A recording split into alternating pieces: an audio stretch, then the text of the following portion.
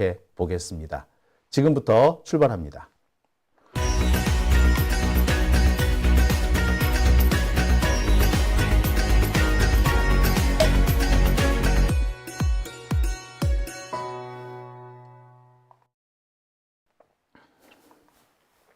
네, 오밤중의 뉴스 함께 하고 계십니다. 자, 벌써 9,449분이 오셨네요. 아이고, 예. 너무너무 감사합니다. 앵그리 버전님 오셨고요. 우병우님이 오셨네요. 우병우님께서는 사법부도 단죄해야 한다고 하셨습니다. 그리고 최운자님, 오늘은 열받지 마세요! 라고 하셨습니다. 예, 알겠습니다. 명심하겠습니다. 스완강님도 오셨네요. 아직 30만이 아니라니 말도 안 돼요. 라고 하셨네요. 아이고, 30만 만들어 주십시오. 자, 권영복님, 이제 야권 단합 협치를 주문합시다. 예, 좋은 말씀이십니다. 제가 늘 말씀드립니다만, 최근 들어서 우리 민주진보 진영의 분열을 획책하는 그런 사람들이 있어요. 우리 민주진보 진영은요, 김대중 대통령부터 노무현, 문재인, 그리고 이재명으로 이어지는 그런 정통성이 있는 거 아니겠습니까? 그리고 그 과정에서 숱하게 피해를 보았던 뭐 조국, 추미애 이런 분들 다 우리가 함께 가야 될 동지들 있죠. 이 동지들 사이에 뭐 약간의 차이가 있다고 하더라도 그 차이를 부각시키고 갈등 요소로 삼기보다 차이는 어떤 구체적인 일을 하나 처리하기 위해서 어떤 과제를 극복하기 위한 방법론인 만큼 서로 인정해주고 다독거리면서 우리가 진짜 해야 될 큰 일을 준비해야 되지 않을까라고 생각이 드는데요. 그럼에도 불구하고 여전히 어떻게 갈등을 만들려는 분들 계신 것 같아서 좀 안타깝습니다. 그런 분들 제발 좀 주의해 주시고요. 혹시라도 여러분들 그런 분들 보시면은 야단 쳐주시기 바랍니다. 자, 그리고 유형숙님, 윤블리님 슈퍼챗 보내주셨네요. 윤블리님께서는 사법제도 개혁 너무 시급합니다 라고 하셨고요. 세바시님께서도 슈퍼챗 보내주셨습니다. 자, 그러면 제가 준비한 첫 번째 주제 바로 시작하겠습니다. 제가 준비한 첫 번째 주제는요. 잔뜩 쫄아있는 검사들. 이제 진짜 끝이다. 입니다. 자, 여기 나와 있는 두 가지 이야기. 누구누구 때문에 검찰 다 죽게 됐다. 이제 이번엔 진짜 끝이다. 이건 둘 다 현직의 검찰 혹은 검사로 있는 분들이 하신 얘기입니다. 선거가 끝나고 난 다음에 검찰청 현재 분위기가 어떠냐라고 했더니 이 두 가지 말이 나왔습니다. 아이고, 이제 진짜 끝난 거지 뭐. 그리고 또 한편으로는 이거 한동훈이 때문에 이렇게 된 거야. 아니, 윤석열 때문에 이 꼬라지가 났어. 라고 하시는 분도 계셨습니다. 근데 재밌는 거는요. 이 검찰 내부에서 나오는 얘기를 종합해보면 이제는 윤석열은 약간 뒷방 늙은이 취급을 하는 것 같아요. 윤석열은 거의 취급을 안 해. 뭐라고 해야 될까요? 관심권 밖으로 물러났다고 해야 될까요? 주로 보면은 한동훈 얘기를 많이 합니다. 그러면서 뭔 얘기를 하느냐? 한동훈이가 그렇게 깐족되지만 않았어도 이렇게까지 상황이 나빠지지는 않았을 건데 라고 얘기를 합니다. 아울러 이제는 더 이상 검찰개혁 되돌릴 수 없게 됐다. 지금 어느 국민이 검찰한테 계속 수사권을 줘야 한다라고 말하겠느냐. 검찰이 지금까지 한 짓을 보아라. 만약에 한동훈이나 윤석열이나 조금만 자제하는 모습을 보였다면 과연 그랬겠느냐. 특히 김건희에 대해서 수사하는 척이라도 했다면 신용만 했더라도 지금 같은 상황 나왔겠냐. 이정섭 검사 천안 마약 사건 덮어준 거 이정섭 검사 검찰 내부에서 감찰이라도 하는 그런 모습을 신용이라도 보였다면 이렇게까지 왔겠느냐. 이제 어느 국민이 검찰을 공정하다고 보겠으며 검찰의 수사가 정당하다고 보겠느냐. 정치적으로 특정 정치 집단의 선봉대가 되었다라는 평가, 이제는 피할 수가 없다. 보수 쪽 사람들도 입 밖에 안 낼 뿐이지 언제든 검찰을 향해서 그렇게 비난을 쏟아낼 수 있는 상태가 되지 않았느냐. 이런 얘기들을 합니다. 와, 검사들 요새 그렇게 됐어요. 자, 검사들이 그런 얘기를 한다는 것은 그만큼 검찰의 입지가 좁아졌다는 것을 의미하는 거겠죠. 동시에 검찰이 위기에 처했다는 것을 반증하는 거라고 생각이 들고요. 검사들 스스로도 그 위기 상황을 느끼고 있다는 겁니다. 자, 어떤 상황들인지 자세히 좀 살펴볼게요. 선거가 끝나고 난 뒤 검찰청 분위기. 선거 끝난 바로 그 다음날 4월 11일 날 아침 검찰청 분위기는 매우 싸늘했다고 합니다. 자기들 말로는 고요함 그 자체였대요. 묘지에 가면은 해 뜨기 전 어스름할 때 묘지의 풍경, 그 고요함, 그게 지금 검찰의 분위기다라고 말하는 사람도 있었습니다. 검찰청은 상당히 지금 불안한 상황입니다. 조용한데 자기들끼리 매우 불안한 시선을 감추지 못하는 거죠. 한쪽 구석에 모여서 쑥덕쑥덕 이제 검찰 어떻게 되냐? 이런 얘기들을 나누고 있기도 한답니다. 자, 그럼에도 일부에서는 여전히 지금 상황을 어떻게든 뒤집어 보려고 음모를 꾸미는 자들도 있긴 있는 모양입니다.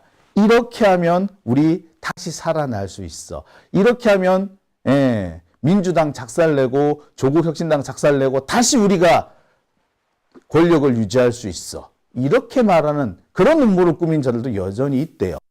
하지만 전체적으로 분위기는 이제 검찰은 끝났다 라는 분위기라고 합니다. 아니 뭐 당연하지 뭐.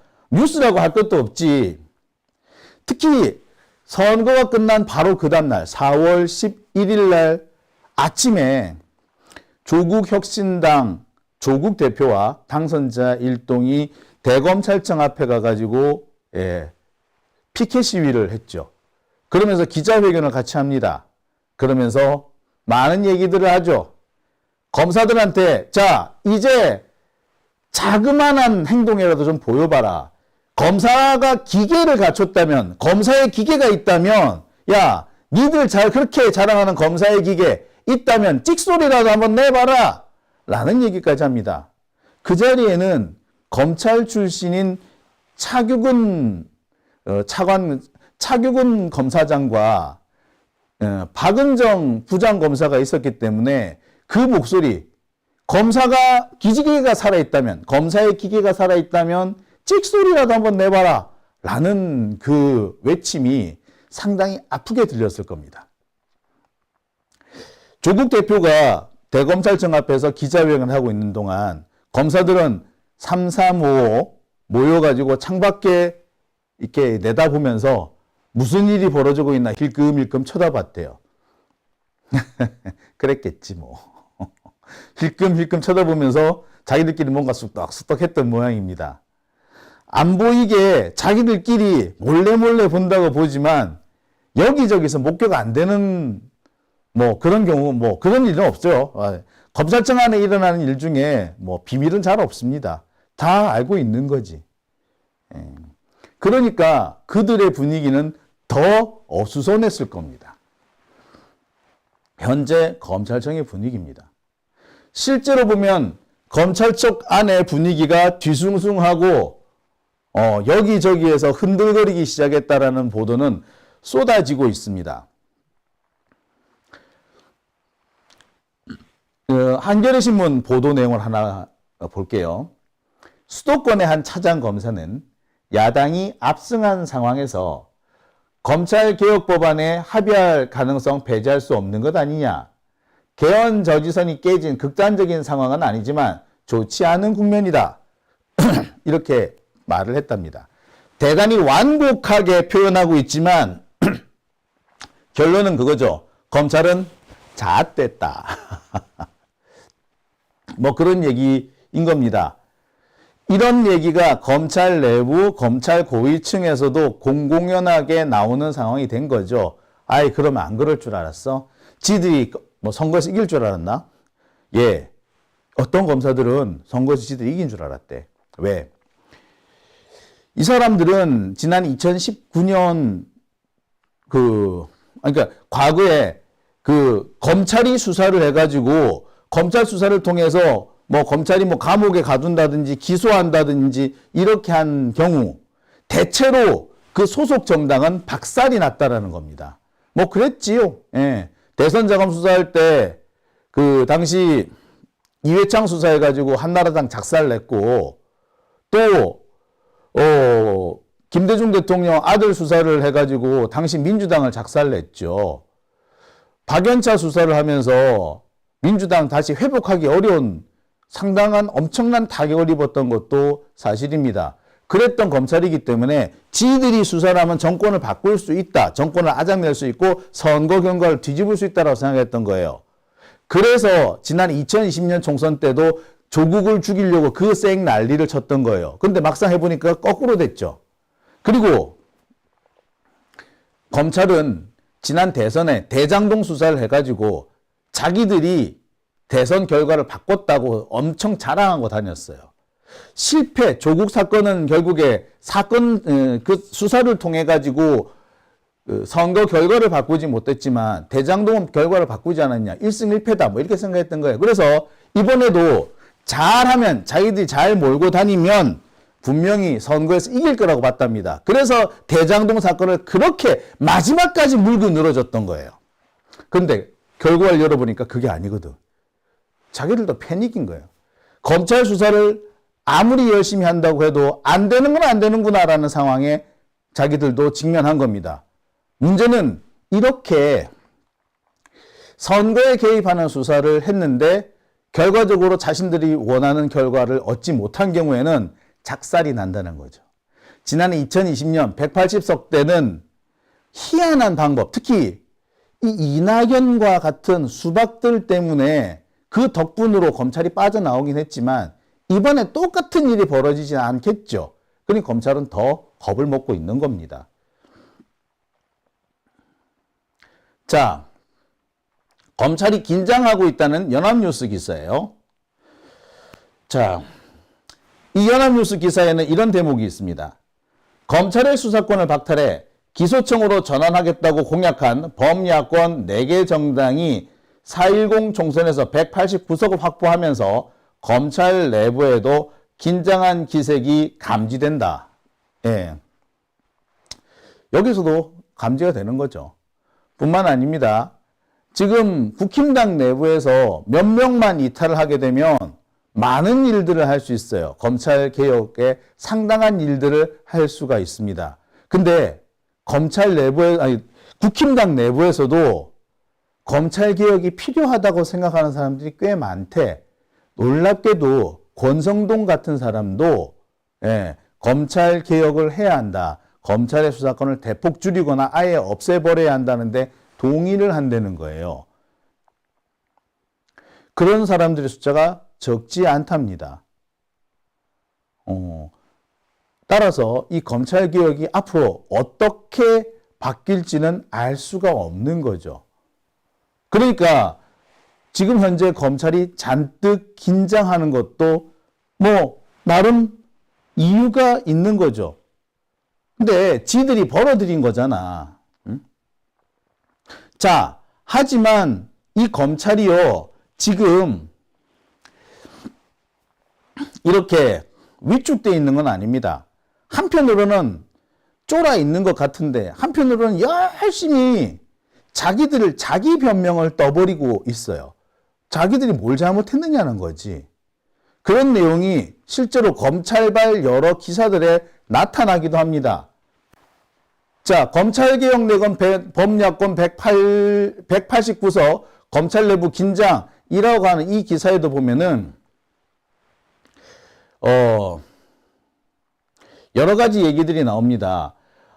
검찰과 갈등을 빚은 검경 출신 강경파들이 대거 국회로 입성한 것 때문에 검찰이 상당히 고심하고 있다. 이성윤, 박은정, 황운하, 차규근 이런 사람들의 이름을 거론하면서 앞으로 검찰개혁이 상당히 힘있게 진행될 수밖에 없다라는 주장도 합니다. 또 김승원, 김용민, 민형배 등 검찰개혁을 추진했던 사람들이 대거 재선에 성공했고 추미애 전 장관까지 육선 고지에 올라서 국회의장 후보로 거론되기 때문에 검찰이 더 긴장하고 있다. 이런 보도는 나옵니다. 하지만 그럼에도 불구하고 검찰에서는 이런 얘기가 나온다고 합니다. 지금 상황에서 검찰을 둘러싸고 있는 이 많은 일들이 다 불리한 것만은 아니다. 어떻게 하느냐에 따라 가지고 검찰이 이 위기를 극복할 수 있고 극복할 수 있는 길은 딱 하나다 라고 주장을 한대. 그게 뭐다? 이재명과 조국을 죽이면 검찰이 산다. 이런 얘기를 한답니다. 살 길은 하나대. 이재명과 조국을 죽이면 검찰이 산다. 이런 얘기를 지금 검찰 쪽에서 하고 있답니다. 어처구니가 없죠? 자, 그 중에서 그런 얘기가 나와요.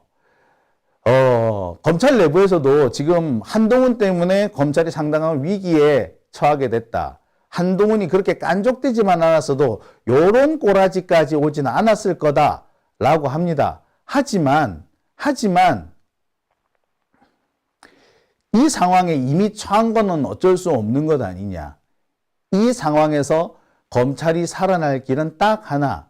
이재명과 조국을 죽이는 것밖에 없다라고 한다는 거죠.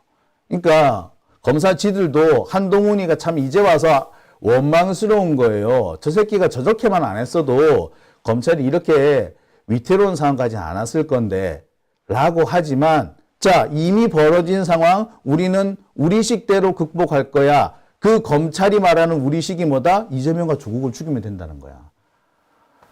야, 대단하죠. 그러니까 검찰은 지금 이 상황에서도 반성은 전혀 하지 않는다는 겁니다.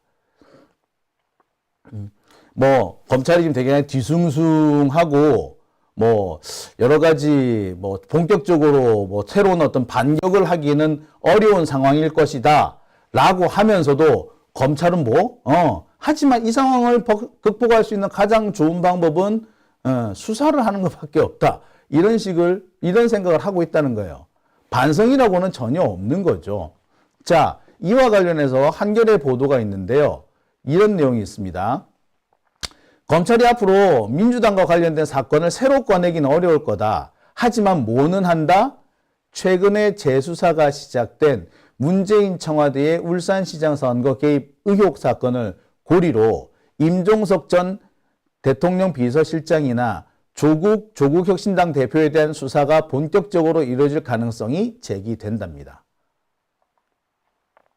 자, 제가 앞서서 말씀드렸던 내용이 이 기사에 다 응축이 되어 있는 겁니다. 검찰 내부에서는 지금 검찰의 위기가 닥쳤고 이 위기는 정말 검찰의 존재 자체를 흔들 수 있는 심각한 상황이라는 것을 인지하고 있지만 그래서 이 위기가 한동훈, 윤석열 때문에 생긴 것이고 특히 한동훈이 깐족되는 바람에 더 심해졌다라고 하면서도 이 위기를 벗어나는 방법은 한동훈이나 윤석열을 제물로 내세우는 게 아니라 검찰이 하던 방식대로 수사를 하면 돼! 요딴 얘기를 하고 있다는 거예요. 그러면서 뭐 한다? 조국 대표와 문재인 전 대통령을 수사하겠다는 겁니다.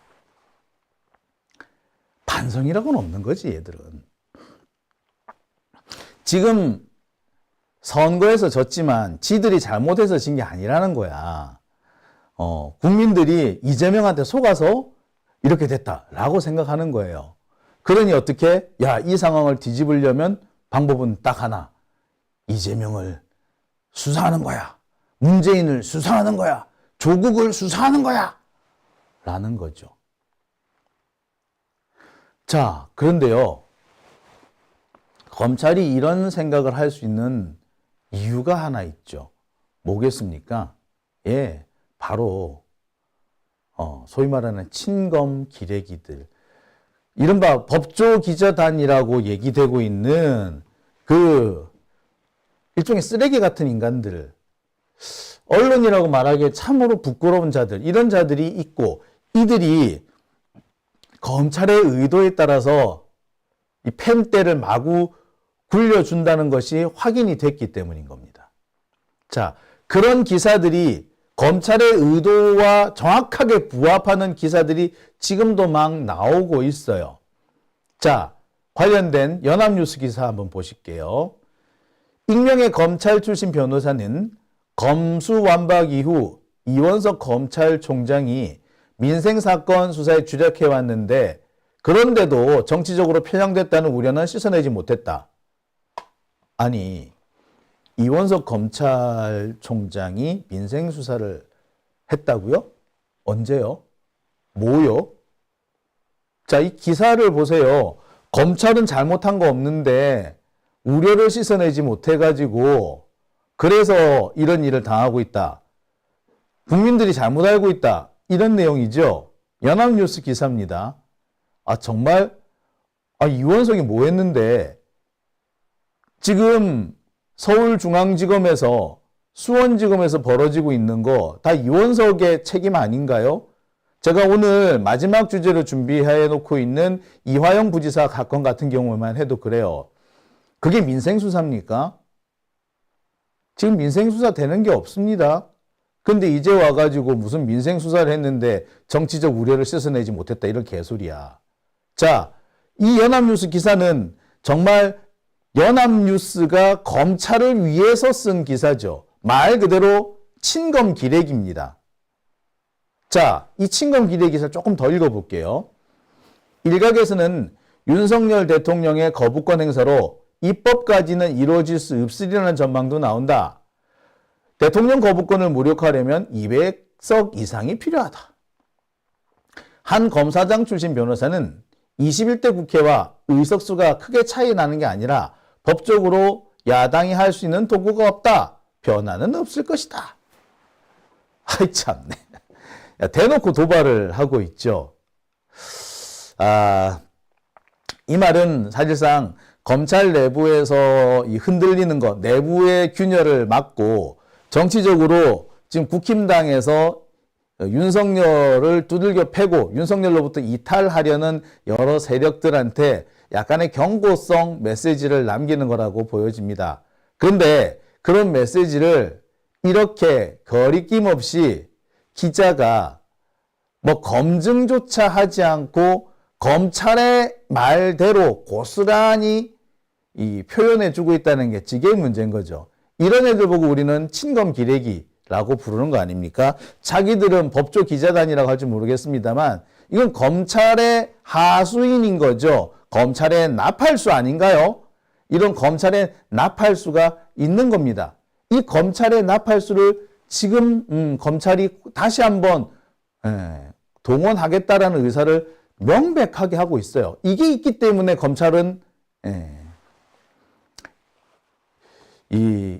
지금도 음모를 꾸미겠다라는 이런 생각을 하는 겁니다. 만약에 이 법조기자단 얘네들이 이처럼 검찰의 의도를 충실하게 반영하는 이런 사기꾼, 장사꾼 짓만 안 했어도 검찰이 이렇게까지 설치할 수 있었을까? 아니, 윤석열 정권이 생길 수 있었을까? 한동훈이라는 놈이 저렇게 깐족될 수 있었을까라는 생각이 듭니다. 자, 우리가 무엇을 해야 하는지, 그리고 지금 당장 누구를 우리가 이 개혁의 주목을 날려야 하는지 너무나도 명확해지는 대목이 아닌가라는 생각이 들어요. 참. 자, 이렇습니다. 검찰이라는 데가 이래요. 상황이 이렇게 안 좋고 국민의 뜻이 명확하게 드러났고 국민의 뜻이 국민이 검찰을 보고 너희들 찌그러져 있어 라고 했음에도 여전히 자기들이 옳다고 생각하고 자기들이 권력을 회복하기 위한 음모를 꾸미고 있는 거고요. 여기에 친검 기레기들이 부하내동해서 거기에 빌붙어 가지고 이 쿠데타, 검찰 쿠데타를 도와주고 있는 그런 겁니다. 자, 우리가 개혁을 통해서 자, 22대 국회에서 무엇을 해야 하는지 너무나도 선명하게 드러나는 대목이 아닌가 싶어요. 그리고 그 개혁을 어떤 방식으로 해야 되는지 이것도 좀 너무 선명하게 드러나지 않았나 하는 생각이 듭니다. 옛날부터 이런 말이 있어요. 개혁은 빠르고 철저하게 해야 한다. 개혁이 성공하려면 개혁이 혁명이 아니기 때문에 개혁은 빠르고 철저하게 해야 한다 라고 얘기합니다. 사실 우리가 여러 번 개혁을 하려고 했으나 실패했던 이유가 뭡니까? 미루었기 때문에 그렇습니다. 그리고 자꾸 예외를 뒀기 때문입니다. 자, 제가 예를 하나 들면은요.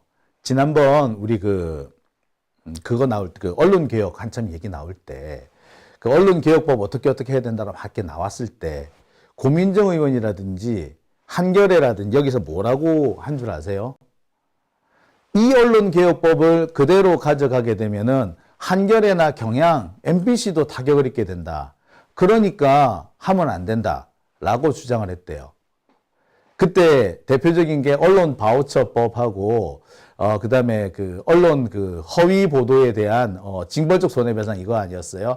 이 얘기가 나오니까 이 제도 얘기가 나오니까 고민정 의원이라든지 한겨레라든지 이런 쪽에서 그런 논리로 언론 개혁을 막았대. 예외를 만들어야 된다 이런 식이었던 거예요. 근데 그게 쉽게 만들어지나요? 자, 시간을 끌고 예외를 자꾸 만들려고 하고 아이고 우리 쪽에 피해가 생기면 안 되는데 이렇게 하다 보니까 개혁을 못한 겁니다. 우리 쪽에 다소간에 피해가 있더라도 빠르고 철저하게 해야 됩니다. 차라리 예측하지 못했던 손실이 생겼다면 사후에 보완을 할지언정 개혁의 시작을 늦추거나 개혁의 내용을 후퇴시키면 안 됩니다. 우리 여러분 또 하나 예를 들어보면 우리 검찰개혁 할 때 2022년 3월 그 검찰개혁 통과시킬 때 보세요. 미루다가 망했지 않습니까? 그리고 등 이거 하나 넣는 바람에 이 박병석이 그 등 하나 넣는 바람에 이렇게 망했잖아요. 그렇죠? 바로 그런 겁니다. 그렇게 예외를 두고 자꾸 조금씩 후퇴를 하면은 망하는 겁니다.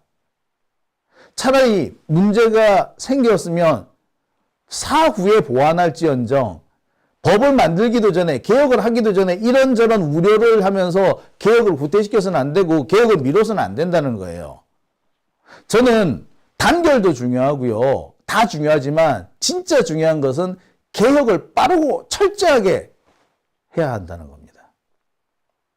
그러다가 혹시라도 피해를 입는 불측의 피해가 생긴 경우에는 사후에 보완을 하면 되죠. 그죠? 근데 시행하지도 않고 이렇게 문제가 있을 수 있어. 이런 문제가 생길 수 있어. 이렇게 우리가 피해를 봐. 이런 말에 속아가지고 계속 개혁을 미루고 개혁의 내용을 완화하고 하면은 우리는 망하는 거예요. 지금 우리 지금까지 그래서 망했어요. 그렇죠? 개혁은 철저하고 빠르게 해야 됩니다. 지금 검찰이 노리는 것도 사실은 그겁니다. 민주진보 진영 내에서 제일 많이 나오는 얘기. 이거 내용은 너무 좋은데 이러면 우리 쪽에도 피해를 입을 수가 있어. 이런 희한 야리꾸리한 논리 때문에 지금까지 계속 개혁을 미뤘거든요. 그리고 그것 때문에 계속해서 우리가 개혁에 실패했던 거고 검찰은 지금도 그 부분을 파고들려고 해요. 따라서 우리는 절대 여기서는 후퇴하지 말아야 한다는 얘기 꼭 제가 강조하고 싶습니다. 자, 오밤중의 뉴스 함께하고 계신 지금 시각 12시 9분입니다.